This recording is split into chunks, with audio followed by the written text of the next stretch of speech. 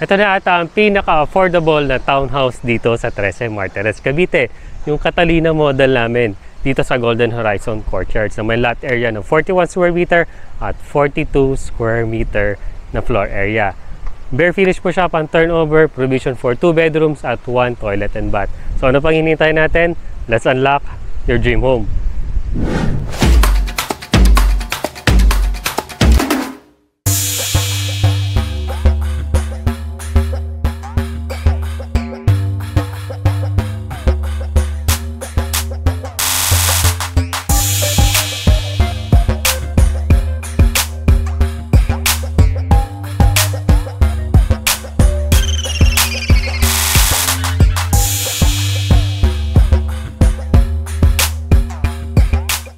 My name is Justin Espalembergo and welcome to another home tour. Sobrang excited ako ipakita sa inyo ang isa sa pinakamurang townhouse dito sa 13 Martires, Cavite. Ito nga po yung Catalina model.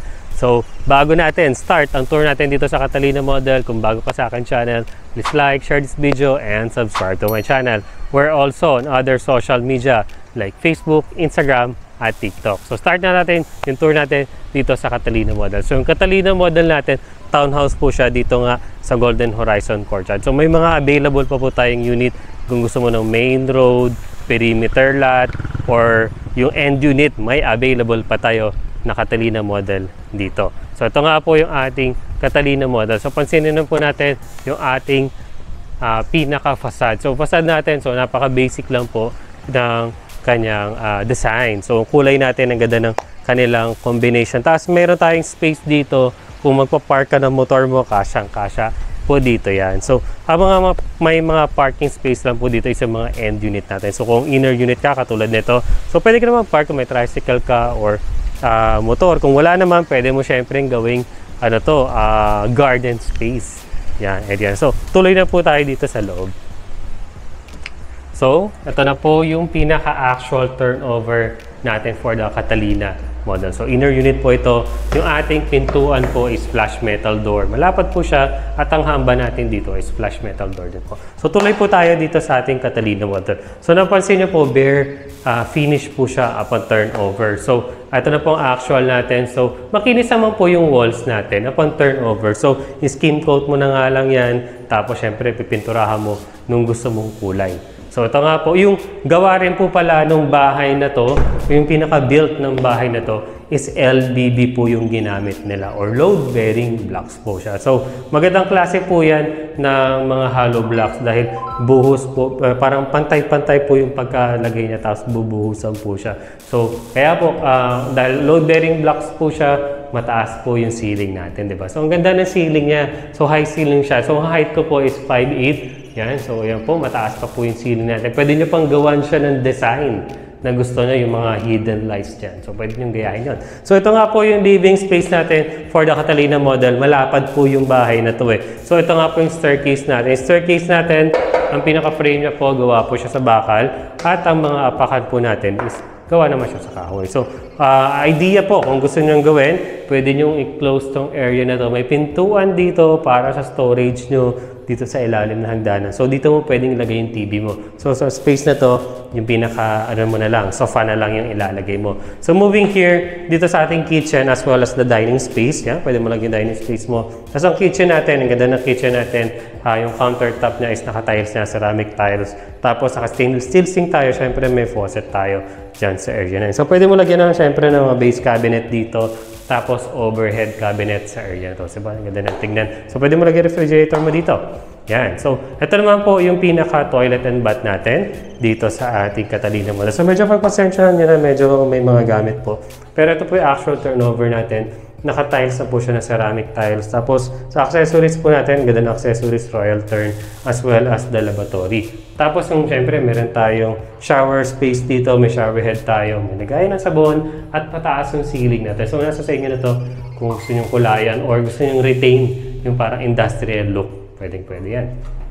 So, pintuan natin dito is PVC po siya or gawa siya sa plastic. So, punta naman tayo doon sa pinaka-service area mo.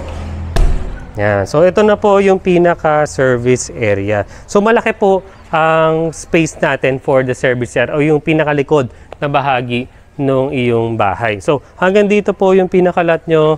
Hanggang dito, hanggang dyan po. So, malaki pa po yung space nyo dito sa likod. So, pwede mo pang lagyan nung another room dito sa likod. Kung may elderly ka, may senior citizen, pwede mong gawin space na to na room niya. Tapos, room niya dito, tapos pwede mong gawin labahan area or laundry space dito naman sa area na. Diba? Ang laki pa ng space natin dahil 41 square meter nga yung lot area natin dito sa Catalina model. So marami kang pwedeng gawin dito sa space na to. So akyat na po tayo sa taas, pakita ko sa inyo yung second floor. So dito na po tayo sa going here sa ating second floor, yung staircase natin. Napansin nyo naman maganda yung staircase natin. Malapad naman po siya at ample yung space niya pag akyat. Hindi siya ganun katarek, di ba? So ganda ng ating staircase. So dito naman tayo sa pinaka second floor. So ito na po yung actual turnover natin for the second floor. So dito na po yung pinakalikod na bahagi ng room natin. So di ba napansin nyo dun sa baba, malaki yung space sa likod. So pwede mo pang i-extend syempre. May space ka pa for future expansion ng bahay mo. Pwede ka rin mag-add pa ng another room. So pwede maglagay ng room sa baba para sa inyong mga senior citizen or sa mga magulang mo.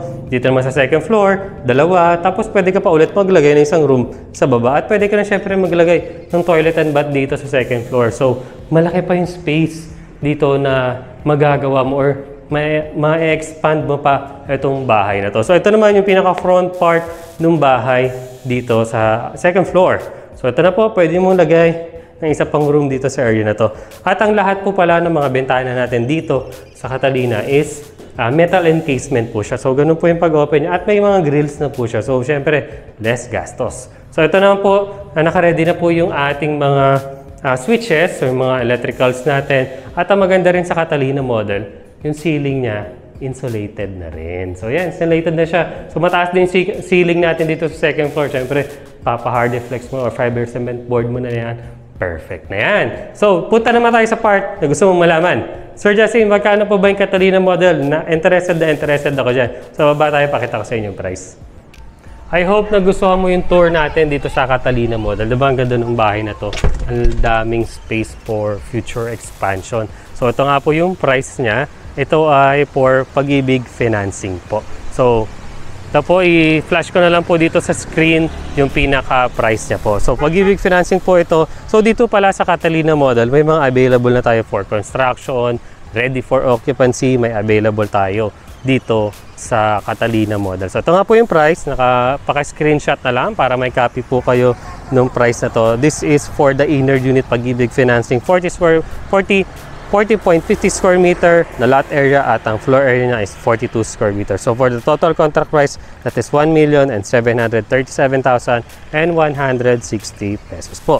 Tapos ang ating down payment is 382,000 lang po and 176,000. So payable pa po yan ng 30 months. That is 12,539 pesos. Ang ating reservation fee po is 6,000 pesos po. Yes, 6,000 pesos po. Marireserve nyo na itong napakagandang bahay na to.